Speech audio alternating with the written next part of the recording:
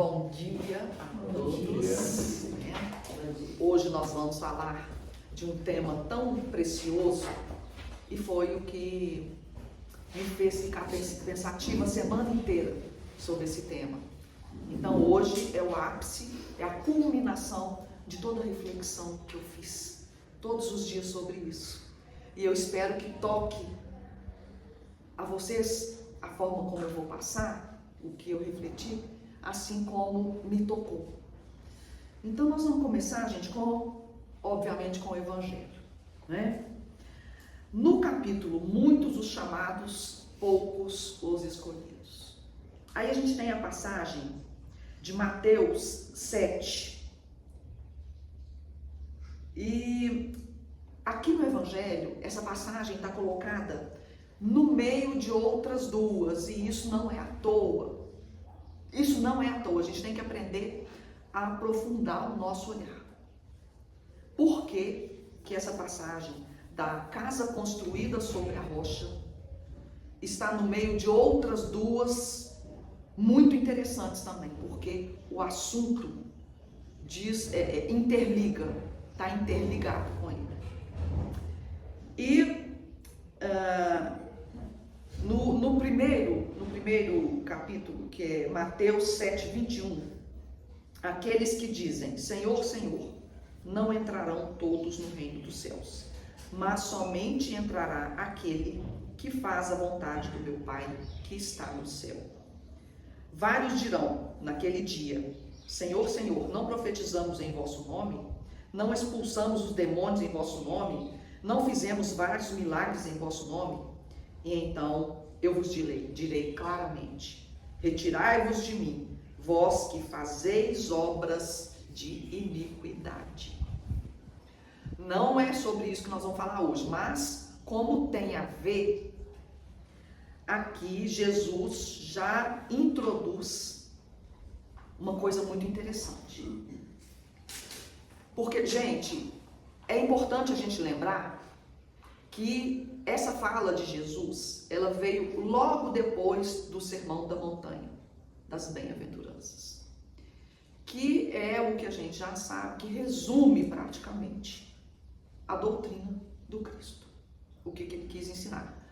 No entanto, que Gandhi, foi Gandhi, né? Foi Gandhi. Gandhi falou que se perdesse tudo, todos os livros, tudo que estava escrito, se sobrasse o Sermão da Montanha, tudo seria salvo, tudo estava salvo. Então, primeiro teve o Sermão da Montanha. Aí, depois é que surge essa fala de Jesus. Então, ele já falou isso. Já falou que nem todos que dizem Senhor, Senhor, entrarão no reino dos céus. Por quê, gente? Dizer é muito simples. A gente abre a boca e fala. Nós vamos aprofundar nessa questão da palavra. Mas, o que ele está dizendo? A pessoa estudou. A pessoa expulsou demônios, quer dizer, até realizou alguma coisa, mas fez milagres, no nome de Jesus, fez milagres, olha, então alguma coisa fez, mas o que ele falou que não está valendo? Vós que praticais obras de iniquidades, ou seja, se a gente fala bonito, se a gente até faz coisas interessantes em nome de Jesus, mas se o nosso coração e o nosso dia a dia, as nossas obras, não estão condizentes com o que a gente fala, Jesus não tem nenhuma sintonia com a nossa frequência mais, né? E depois, nós vamos pular e vamos no terceiro. Porque o tema nosso de hoje é o do meio. O último é o seguinte: aquele, pois, que violar um desses menores mandamentos e que ensinar aos homens violá-los, será considerado no reino dos céus como o último. Mas aquele que executar e ensinar será grande no reino dos céus. Olha como que está ligado. Quem ensinar coisas ruins está cometendo o quê? Um agravo na lei do amor, está construindo uma situação kármica, porque mais tarde vai ter que reparar. Nada que a gente faz aqui no planeta que cause qualquer tipo de dano ou prejuízo a alguém fica sem anotação, sem registro na lei da justiça de Deus. E isso vale para o menor pensamento, e isso vale para a intenção, que ela tem uma forma, a intenção nossa tem um formato, e isso vale também para o nosso sentimento. Porque tem uma fala de Jesus também, que nós não estamos lendo aqui, que ele fala que afastai-vos de mim, vós que tendes ódio e destila fel no coração.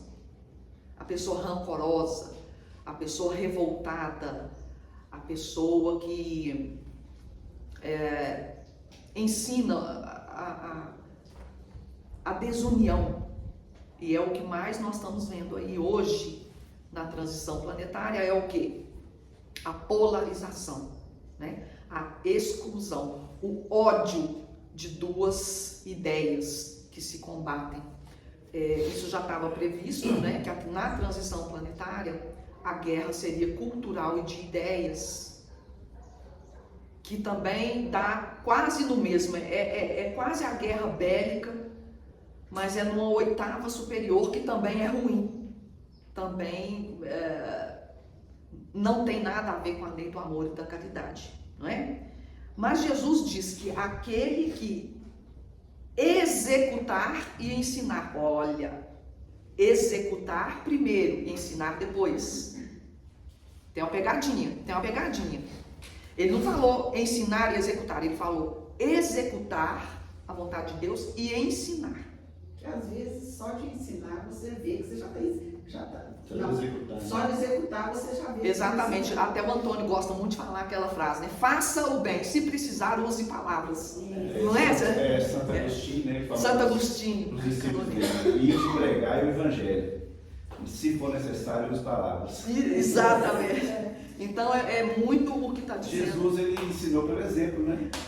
O tempo todo. Exatamente. Ele falava muita coisa para construir o evangelho, mas ele nunca escreveu nada. Então, exatamente. Ele sempre fez. Então, assim, Jesus veio fazer. Ele se fez carne entre os homens. Ele viveu uma vida material. Ele foi filho de um carpinteiro. Ele trabalhou. Ele sofreu as vicissitudes humanas. Ele fez anos.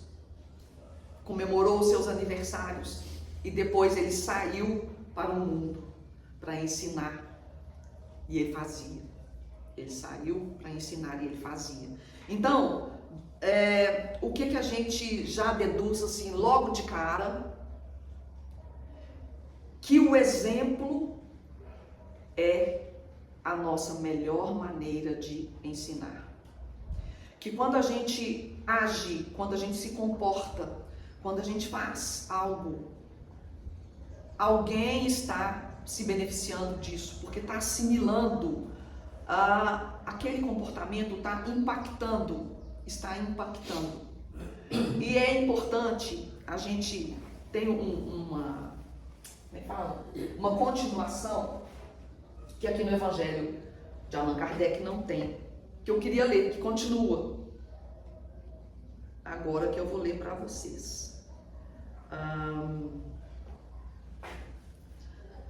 Nós vamos passar para o tema de hoje, que também está ali no Evangelho, só que está no meio. Foi uma sequência, agora nós vamos pegar a essência e depois a gente vai costurar com o que a gente viu no início. Todo aquele, pois, quer dizer, ele está continuando. Todo aquele, pois, que escuta as minhas palavras e as pratica, assemelhá-lo-ei ao homem prudente que edificou a sua casa sobre a rocha. E desceu a chuva, e correram rios, assopraram ventos, e combateram aquela casa. E não caiu, porque estava edificada sobre a rocha. E aquele que ouve essas minhas palavras e não as cumpre, cumprir, olha a palavra que ele usou, compará-lo-ei ao homem insensato que edificou a sua casa sobre a areia. E desceu a chuva, correram rios, assopraram ventos e combateram aquela casa. E caiu, foi grande a sua queda. Aconteceu que, concluindo Jesus esse discurso, a multidão se admirou da sua doutrina, porquanto os ensinava como tendo autoridade, e não como os escribas. Vamos voltar ao exemplo.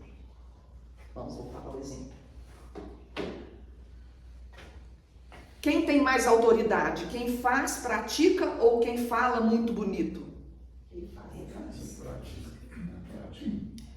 Então a multidão ficou impactada. Por quê? Porque Jesus já era um exemplo vivo da lei de Deus, do amor. Ele exercitava o amor, ele fazia o amor na humanidade, né? Ele exercia.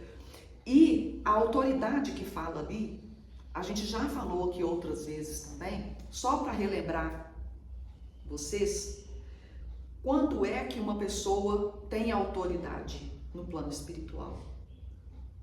Vocês se lembram? Quando a pessoa tem autoridade?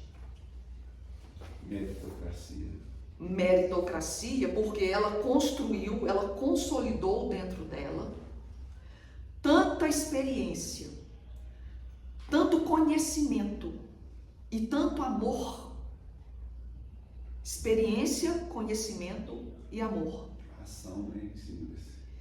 Que isso gerou nela uma energia, uma iluminação que a autoridade fica sendo natural.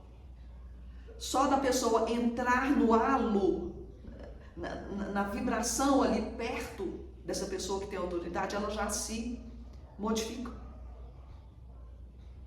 Então imagine como que seria essa aura de Jesus, aura de Maria, mãe de Jesus. Autoridade pura, até porque Mãe Maria é o amor personificado. Todo mundo que estudou um pouco da história dela sabe que ela viveu para amar. Ela viveu para amar. Então a energia dela é toda amor. No entanto que ela hoje, ela coordena as falanges que prestam socorro aos que suicidam, né? Aqueles que atentam contra a sua vida, né? Então a autoridade de Jesus impactou a multidão. Impactou por conta desse fluido que ele emanava, do que ele era. E isso então fez com que ele se tornasse o nosso guia e modelo. É por isso que Jesus é o nosso guia e modelo, porque ele já alcançou essa aura de professorado. Tanto que a gente chamava de mestre. Mestre. O que é um mestre? É aquele que detém o conhecimento e já percorreu um caminho que é o caminho que a gente vai ter que percorrer. Ele está nos guiando para que a gente faça o mesmo. Que a gente guie esse caminho que ele fez. E ele já tem intimidade com esse caminho. Ele sabe o que ele está ensinando. Ele sabe o que ele está falando, porque ele está nos conduzindo. E ele é o nosso pastor. Ele mesmo disse que nenhuma ovelha dele se perderia. E a ovelha dele é todo ser encarnado no planeta Terra. Porque a Terra é o pasto dele. Desencarnar também. Desencarnar também. A Terra é o pasto dele. Nenhuma ovelha se perderá. Ele conhece todos. São trilhões de pessoas. Todo dia eu esqueço quantas pessoas tem no mundo, ele tem que lembrar, né? Eu também não lembro. Acho que é 8 ou 9 milhões. Não, assim. mais. É trilhões. Se não me engano, É 8 milhões. Nossa, gente, mas pensa na memória de Jesus. São 8, vamos pegar que são 8 Ninguém tem um bilhões. celular aí para ver, não? Pesquisa isso. População mundial atual. Porque a gente tem que contar também que tem 3 vezes mais Exatamente, espíritos são 3 vezes do que mais encarnados. encarnados, Então a gente tem que contar Então, você multiplica todas esse as número almas. Por 3 e soma, né? Exatamente. A gente tem que multiplicar por E 3. quando fala planeta Terra, as cidades espirituais ao redor do planeta também são coordenadas por Jesus.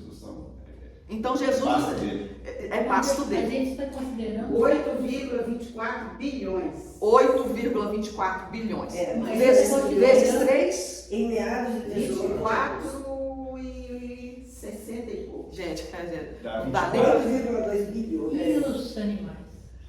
Os animaizinhos também, eles são alminhas em evolução, né? Chico Xavier falava.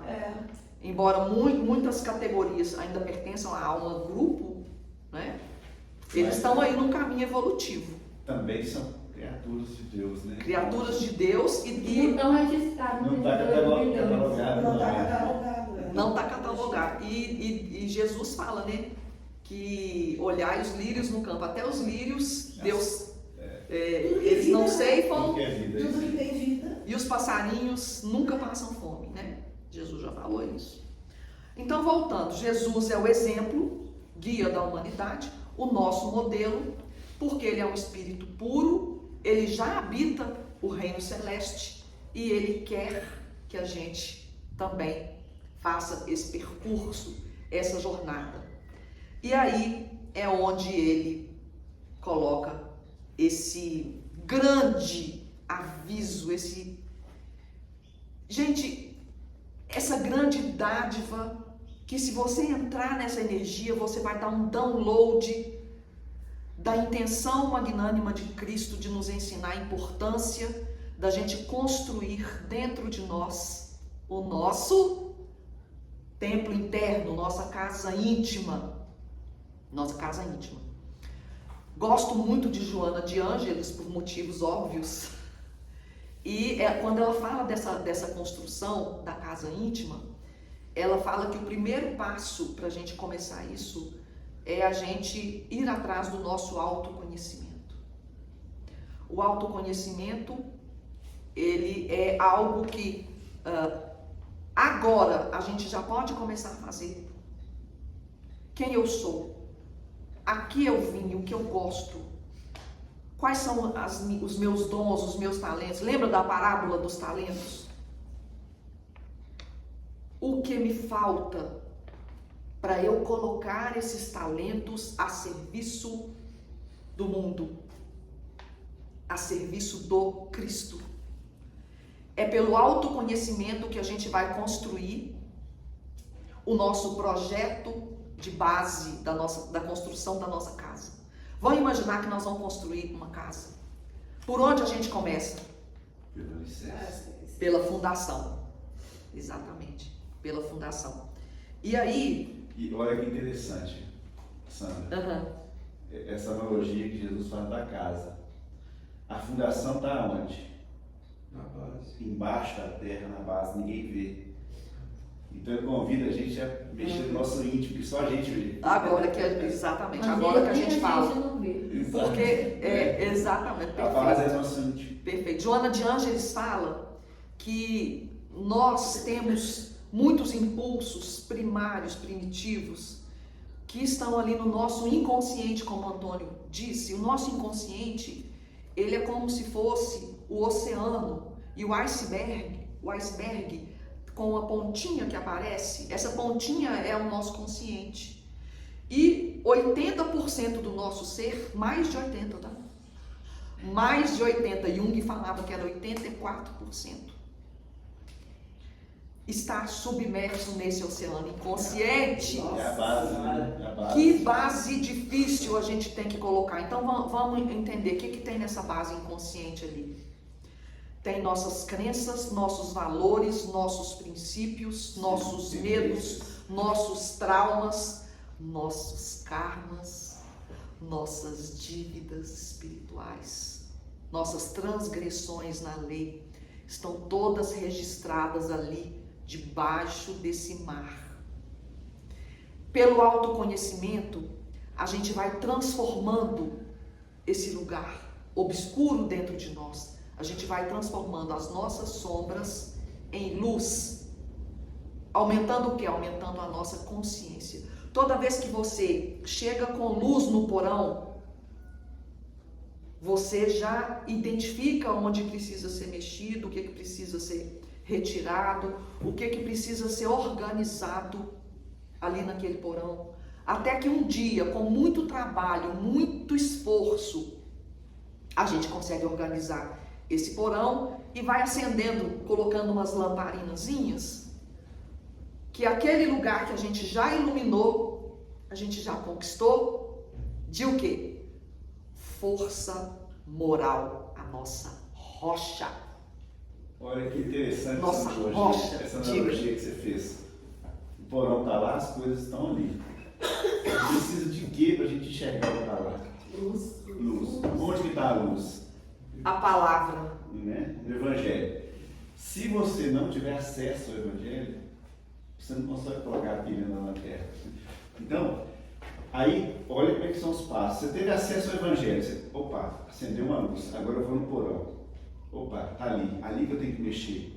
Aí já é outro passo. É onde Joana diz, é exatamente isso que ela fala. O que tem para mexer, mas tem a disposição para fazer isso. Aí é que tá. Aí você Aí a gente vai na fala de Emmanuel, que vira para Chico e fala assim, Chico fala, mas como que eu vou conseguir fazer isso? Vou conseguir, vai. O que eu tenho que fazer? Disciplina. Sabe, quando eu procurei o FEA, eu procurei exatamente por isso. Eu já estudava Espiritismo, mas eu não praticava com assiduidade. E as minhas razões foi a luz. Eu precisava de estudar mais o Evangelho. Isso, Jesus não fala pra gente não estudar, a gente precisa estudar. Precisa estudar. Né? E cada vez que a gente estuda, mais a gente aprende e mais a gente tem a certeza que a gente precisa estudar. Exatamente. Então, mas o que Jesus está falando? Não adianta só estudar. Não adianta só estudar. A gente tem que consolidar aquilo. Porque quando ele fala, aquele que me ouve e não executa, quer dizer, ouviu, teve acesso. Ouvir é fácil. Ouviu, acessou. Aquele que me ouviu e não executa é semelhante ao insensato. É o insensato. E o que é o insensato? Quem é o insensato?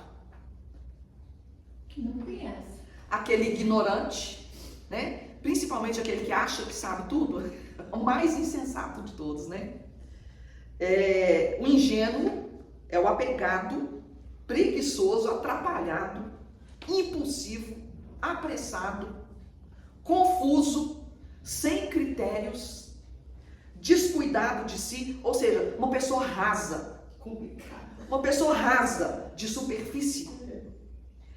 Quando a gente não estuda e não tem conhecimentos espirituais, a gente se torna uma pessoa insensata, uma pessoa rasa. E sem esse aprofundamento, sem essa rocha que nos sustenta, nós vamos sofrer o quê? O que seria a chuva, rios, ventos? Iniquidades. As vicissitudes da vida. As vicissitudes da vida. As dificuldades, os desafios, os testes. Gente, vocês perceberam que aqui, num planeta de expiação e provas, obviamente que perceberam, que nada é só bom. Nunca tudo tá bom. Quando tá bom uma coisa, a outra atrapalha, né? Quando a finança tá boa, a saúde fica ruim. Quando a família tá em ordem, desanda o trabalho. Nunca fica tudo equilibrado. Por quê? Porque aqui é um lugar, é uma escola que tem provas. E o mar calmo, aqui não tem. Aqui, como Jesus disse, né? Os tempos são difíceis, principalmente porque agora a gente está na transição planetária.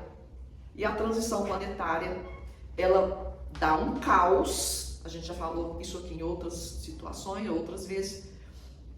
Dá uma bagunça para depois arrumar tudo. E nós estamos nesse período do caos e da bagunça da transição planetária. Então agora mais do que nunca, essa é a minha grande reflexão da semana, agora mais do que nunca precisamos estar com a rocha construída, precisamos estar com o nosso templo interno muito adiantado.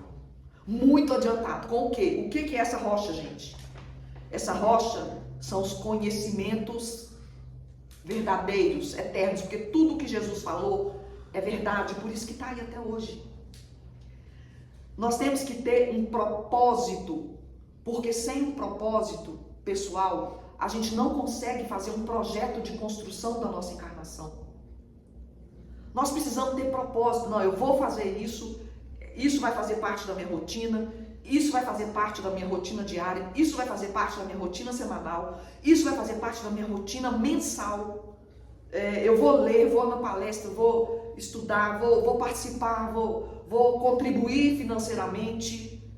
Gente, é muita coisa que pode ser feita para a gente construir essa rocha interna, para a gente construir o nosso templo interno. A gente precisa de algo sólido dentro de nós, porque palavras são vãs. Até Né? você controlar o pensamento já é alguma coisa que você está fazendo. Sim. Que o Jesus fala que ele não exige muita coisa, porque nós temos a eternidade para evoluir. Mas você precisa se movimentar, dá um primeiro passo. Uma viagem de 1000 quilômetros começa com o primeiro Começa passo. com o primeiro quilômetro. O primeiro passo. Primeiro passo, Tem que levantar da cadeira É. e andar, se movimentar. Então, não precisa de muita coisa. Você faz um pouquinho hoje, um pouquinho semana que vem, por que você vai ver, você já fez muito. Exatamente. Então a gente precisa construir dentro de nós uma fundação que nos dê o quê? Uma garantia de que a gente não vai sucumbir. Porque a gente não vai cair. Porque o que Jesus falou? Quando vierem chuvas, inundações, rios, ventos, gente, isso é tudo simbólico. Provas vão vir, desafios vão chegar. Ah, mas minha vida está ótima, está tudo bem. Aguarda, porque um dia é sol, o outro dia é chuva. Ô Sandra, mas se você tem esse alicerce bem construído, pode viver Tanto faz. chuvas, Nossa. e você sabe equilibrar nos seus momentos difíceis, nas coisas que podem vir a acontecer, nessa transição. Essa é a conclusão. Essa é a conclusão de ouro que a gente chega. Quando a gente está com uma base sólida, segura, dentro de nós, a gente está com um abrigo, uma sustentação, uma proteção íntima, pessoal. A gente não pode, igual Joana de Ângeles fala, construir essa proteção, essa segurança até em alguém. Não. Ah, mas é minha mãe, é meu pai. Não. Ah, é meu esposo, é minha esposa. Não. Essa base, ela é construída dentro do nosso coração, não em cima de alguém. Cada um é responsável pela sua consciência. A gente não consegue dar consciência para o outro. O outro vai caminhar no tempo dele, é o esforço dele. Como se diz, né? A mãe pode ajudar o filho a fazer para casa, mas ela não pode fazer o para casa para ele. Por quê? Porque o crescimento é pessoal, individual. É a alma da pessoa que vai buscar de acordo com as aspirações dela, o grau de consciência que ela já adquiriu e a vontade de melhorar, de trazer essa luz para dentro, a vontade de se conectar com Cristo. A gente precisa querer essa conexão com Cristo, né? A gente tem que ter vontade. E esse roteiro, esse projeto que a gente faz de construção da nossa base, da nossa fundação, é a palavra, é o Evangelho. É o Evangelho redivivo. Por que redivivo? Porque ele, em sua essência, nos leva para sermos pessoas melhores. Nos leva para a gente construir o amor. A entendermos, aceitarmos a justiça de Deus e a estabelecermos uma relação com o nosso Pai de filho. De filho que confia, que entende, que sabe que Ele é justo e bom. E Ele sabe tudo o que é melhor para nós. Ele sabe o que nos convém. Está escrito também. Deus sabe o que é melhor para nós, o que nos convém. O bom filho, ele aceita a vontade do pai. Jesus falou, né? Que, como que ele falou? Que aqueles que dizem Senhor, Senhor, não vai entrar. Quem vai entrar? Aquele que faz a vontade do pai. O filho tem que querer fazer a vontade do pai, né? Que é a prática. O que é a vontade do pai? Ele quer que você melhore e pratique a lei do amor, da justiça e da caridade. Tem até uma passagem, né, da vinha, que ele fala, que o pai fala para os dois filhos: olha, vocês precisam ir trabalhar. O outro fala: não, pai, eu vou, pode deixar, pai, eu vou. E não vai. Aí ele fala para o outro filho: você precisa ir trabalhar. Ele reclama, ele xinga, ele fala, mas vai. Qual que fez a vontade do pai? Ele reclamou. Gente, Jesus fala o tempo todo depois do Sermão da Montanha, ele fala o tempo todo, a gente pode resumir. Ele fala da coerência das nossas palavras com as nossas ações. A gente precisa ter essa coerência. A gente que já ouviu, quer dizer, aquele que ouve, então a gente já ouviu, a gente já acessou o Evangelho, a gente já sabe a lei do amor, a gente já sabe sobre a lei da caridade e da justiça. Então aquele que ouviu é aquele que já sabe, né?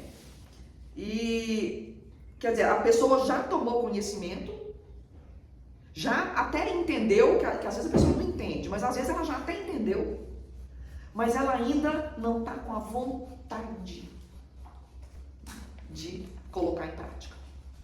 Ou coragem. Ou coragem, né? Tanto que aquele servo que enterrou o talento, ele recebeu um talento, aí ele enterrou. Aí ele fala: eu tive medo. Tive medo. Então, gente, o medo mora. Onde mora o medo? Lá naquele porão dos 84% do nosso ser. O medo mora lá. E é onde a gente tem que, como Joana de Ângeles diz, a gente tem que trabalhar as nossas sombras, porque elas nos impedem de evoluir, de crescer, de melhorar, de expandir. Deus quer que a gente expanda. Jesus quer que a gente expanda a nossa luz. Ele quer a nossa felicidade. Quem tem cachorrinho aqui? Quem tem cachorrinho aqui? Todo mundo? Todo não. Não, eu já tive. Quem quer um cachorrinho que fica só chorando, só num canto, que não brinca, você compra tanto de brinquedo pra ele, joga pra ele assim, ele não faz nada. Agora, quando o cachorrinho tá latindo, pulando, saltitando, brincando, trazendo brinquedo, você não fica feliz? Se a gente que é mal, digamos assim, nossa essência ainda tá muito ruim. Se a gente que é mal, a gente quer que o nosso bichinho seja feliz, Deus não ia querer a nossa felicidade, não? Claro que Ele quer que a gente seja feliz. Claro. Por isso que é aconselhável muitas vezes a pessoa que está triste, deprimida, ter um cachorrinho, né? Porque no minuto ela Começa com uma plantinha. Começa uma Se você vai no consultório com depressão, a terapeuta manda você comprar uma planta. Depois você evolui para um bichinho, um peixinho. Depois evolui para quatro patas. Né? Então, gente, o que acontece?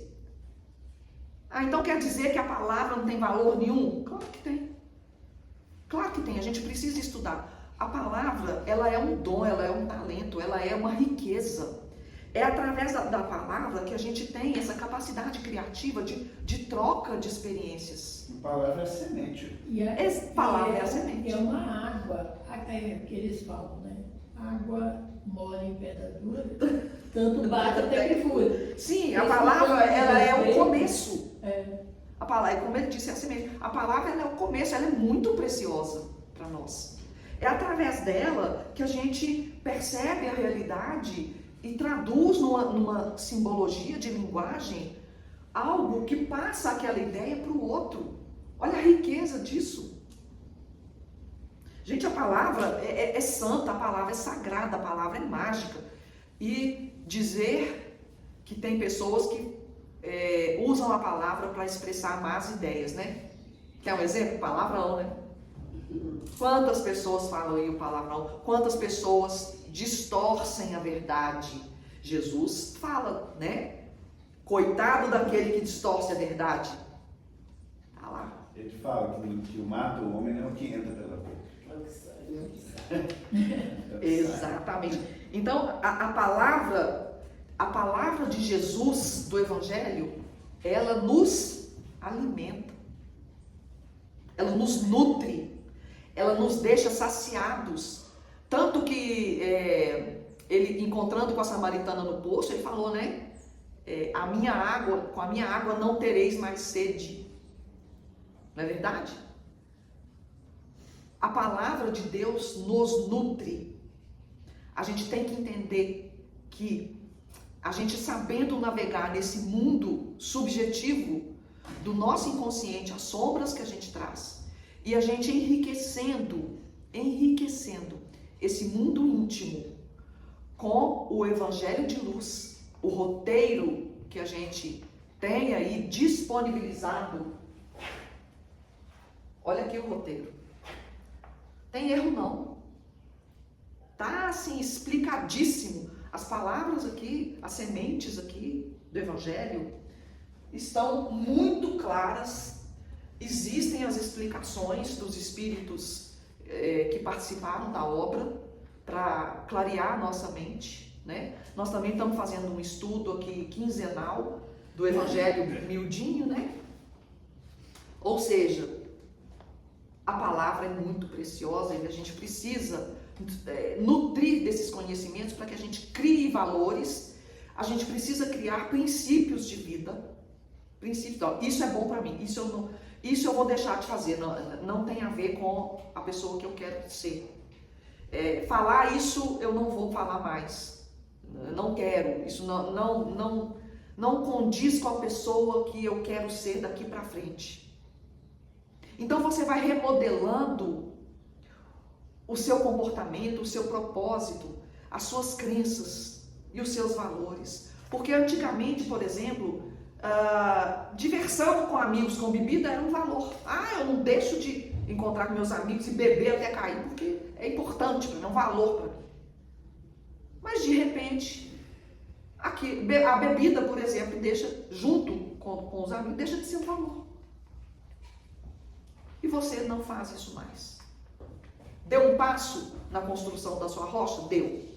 Vícios, não quero isso mais, não vou fumar mais, né? Não vou comer compulsivamente igual eu estou fazendo. Vou fazer uma restrição nessas coisas que eu estou comendo, que não são saudáveis. É um caminho? É um caminho de remodelação, de remodelagem da jornada, que acaba impactando nas nossas crenças e valores que precisam estar sempre assim, atualizando, vamos falar assim. Igual aplicativo, né? Você tem um aplicativo lá de celular, aí o aplicativo fala assim, você precisa atualizar esse aplicativo. Mesma coisa, gente. Sandra, nós precisamos atualizar. Pode falar. A gente, às vezes, consegue ter consciência desses atos, quando a gente muda os nossos valores, exatamente quando a gente começa a frequentar e estar nos lugares que nos incomodam. Porque até então, a gente não tem essa consciência. Nossa. Você pode até estar, mas você não faz. Muito bem lembrado e colocado, até porque é uma fala minha, que já que você falou, já vou falar agora. Quando você começa a se comportar da maneira que tem que ser, a princípio isso pode ser difícil. Porque a gente sempre tem que abrir mão de muita coisa. Quem que está aqui hoje que não abriu mão de estar tomando um sol maravilhoso? De estar lá no clube, porque é um horário importante para tomar sol? Quem poderia estar fazendo um passeio agora? Ou poderia estar dormindo até tarde porque teve uma semana complicada? Quem poderia estar em casa adiantando o almoço porque vai muita gente almoçar hoje na casa? Mas abriu mão, se esforçou para estar aqui. Então, veja, a pessoa faz um movimento que custa. Você tem que abrir mão. Você tem que abrir mão. O diabético, ele precisa abrir mão de um brigadeiro que ele ama. Ele está lá babando no brigadeiro, mas tem que abrir porque ele sabe que ele precisa fazer isso. A gente fazer o que é certo no mundo atual É difícil porque muitas vezes as pessoas vão te achar fanático, né?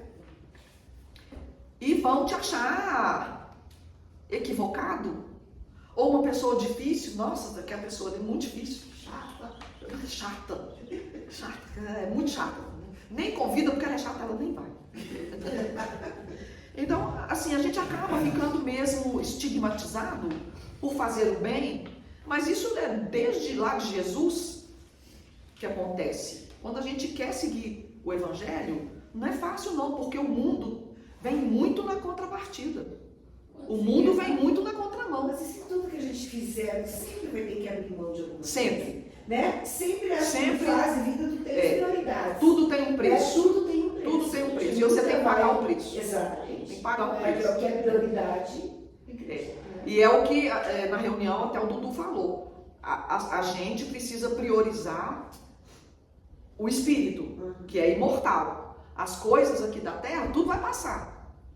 A gente vai passar, esse corpo nosso vai... Gente, olha, essa mão, essa voz, esse corpo vai passar. Eu não vou ficar aqui para sempre, não. Nem sei quanto tempo, pode ser amanhã que eu vou ter que sair dele. É tudo transitório. É como o seu Honório diz, né? Eu até anotei uma frase dele tão bonitinha. Ele fala que a areia é o mundo hoje. Né? O homem que constrói a fortaleza dele íntima na areia, que é o mundo atual, o que é a areia, gente? Os valores superficiais, transitórios. Né? A beleza, olha aí como é que está uma ditadura da beleza. A mulher está enlouquecida. Eu tenho paciente que é enlouquecida com corpo, com procedimento facial. Eu não digo que não pode ter melhora não, mas eu estou falando do extremo, da loucura. A pessoa vive em função disso. Sandra, a minha filha, ela é dermatofuncional, né? Aí, quando ela vai tratar uma paciente que quer transformar qualquer coisa no rosto, tem paciente que ela não atende, porque a melhora não é física. Exatamente. Entendeu? A melhora. Não pode. E a pessoa, quando tem uma alma bonita, a gente fala que a alma é perfumada, qualquer aparência que ela tem, ela não fica bonita, gente. Eu tô errada nisso? De jeito nenhum. Não importa, é igual cachorrinho. Vamos voltar aos cachorros. Cada cachorrinho é uma raça bonitinha. Mesmo ele estando mais velhinho, ele é fofinho, ele é bonitinho, ele é gostosinho. Né? Olha a Judite, que coisa mais linda. Tem gente que olha a Judite e fala, nossa, que cachorro feio. Gente, mas quem ama o feio, bonito lhe parece, né? O amor que a gente emana, ele nos torna belos. A alma é bela. Tem até aquele livro do André Luiz, me veio aqui à mente, do cara que era casado e tinha um amante. A amante maravilhosa, bonita, e a esposa, assim, coitada. Toda cansada, noite sem dormir por causa de filho, toda, assim, né? Estrupiada, de tanto trabalhar, a esposa, coitada, estrupiada. Mas aí tem lá no livro do André Luiz. E a secretária lá, né? A amante, toda bonitona, toda perfumada, toda maquiada, toda elegante, chique, linda, jovem, linda, maravilhosa. E à noite, quando a amante vinha buscar ele para eles saírem e tudo, ele tinha pânico, porque o espírito dela era horrível. E aí ele olhava para a cama, tava aquela beldade. Espiritualmente, ela tinha aparência de uma bruxa. Exatamente. A amante tinha a aparência de uma bruxa e a esposa ali na cama, saída da cama, ele ficava confuso. Ah, quem que é a amante? Quem que é? Ele não sabia, ele ficava perdido. Gente, tá no livro de André Luiz, só não sei qual que é. Você falou aí do movimento que a gente tem que fazer, sempre, né? Que é o verbo, que é a construção da casa. Eu lembrei da passagem do filho pródigo. Quando ele resolve voltar para casa, lá na passagem está escrito, no meio do caminho o pai vê ele e vai ao encontro dele. A gente não precisa caminhar muito. A gente tem que fazer o esforço inicial. Fazer o esforço inicial, onde, o pai vem. Regina, é onde você falou que a princípio é difícil. Porque a gente tem que desgrudar daquelas colas que nos prendem no primitivismo, na sensualidade, no poder, na sensualidade. isso tudo é visgo, que a gente precisa fazer um esforço imenso para deixar isso para trás. Então, a princípio tem muita luta, mas depois quando você começa a caminhar, é igual quando você implanta um hábito. Um comportamento, ele tende a virar um hábito. E aí, quando ele vira hábito, aquilo se incorpora. Quando você coloca na sua vida o hábito de amar, de não julgar, igual a gente viu na outra palestra, né? O hábito de orar todas as noites, que eu faça chuva, faça sol, eu tô lá. E às vezes dá uma preguiça que eu tô quentinho, nossa, vou rezar daqui mesmo, não vou lá fora. Eu não vou ceder, não vou ceder. Por quê? Porque esse primeiro movimento que a gente faz de implantar uma rotina saudável de luz, ele é complicado. A nossa tendência é jogar a toalha e desistir. Então a gente tem que persistir, como diz a palavra, né? Aquele que persistir até o fim. Persistir até o fim. E esse fim não é de final, de término. Esse fim não é o O término. fim é o objetivo. É a meta. É começo, meio O fim é a meta. Terminar alguma coisa. A meta é a rocha. É. A meta é a rocha, né? Então, gente, a gente falou da autoridade de Jesus, a gente falou sobre a areia, que é essa base movediça do mundo, que o seu Honório fala como sendo piso oscilante das convenções humanas. Palavras dele. Essa areia movediça do mundo, que não dá apoio, não dá segurança, é tudo transitório. Hoje está um jeito, amanhã está de outro jeito. Tudo isso a gente precisa estar atento para não ser pegos, porque nos pega, tá? Nos pega, se a gente deixar, nos pega. E finalizando, né? Fazer em nós essa rocha é a nossa meta primordial, é a nossa meta milenar. Sempre que a gente já caiu aqui na encarnação, a nossa meta é a evolução. O nosso final é a gente ficar espírito puro, espírito de luz. Todos estamos destinados a sermos anjos crísticos, né? Não como Jesus, porque ele é único, mas anjos crísticos, a gente é a nossa predestinação. E para isso, se a gente construir esse acervo íntimo, tudo que acontecer, tudo que está prestes a acontecer na nossa vida, não vai nos abalar, não vai nos jogar no chão, tá? Então era isso que eu tinha que passar para vocês hoje. Espero que tenha cumprido a missão. Com Deus.